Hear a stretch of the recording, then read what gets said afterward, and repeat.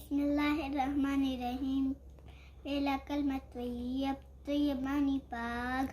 لا الہ الا اللہ محمد رسول اللہ، اللہ کے سوا کوئی عبادت کے لائق نہیں اور حضرت محمد صلی اللہ علیہ وآلہ وسلم اللہ کے رسول ہے. There is no God but Allah and Muhammad is the prophet of Allah. دوسرا کلمہ شہادت، شہادت کے معنی گواہی دینا.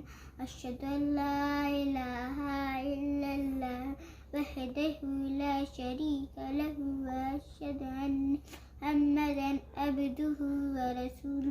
میں گواہی دیتی ہوں کہ اللہ کے سوا کوئی عبادت کے لائق نہیں اور حضرت محمد صلی اللہ علیہ وآلہ وسلم اللہ کے رسول ہے. There is no God but He is alone, no one is like Him, and I testify that there is no God but Allah and Muhammad is the prophet of Allah. تیسرا کلمہ تمجید، تمجید کے معنی بزرگی. سبحان اللہ والحمد للہ ولا الہ الا اللہ اللہ اکبر ولا حول ولا قوۃ الا باللہ العلی العظیم. اللہ پاک ہے اور تمام تعریف اللہ کے لیے ہے اور اللہ بہت بڑا ہے اور گناہوں سے بچنے کی طاقت اور نیک کام کرنے کی قوت کی طرف سے ہے جو عالیشان اور عظمت والا ہے.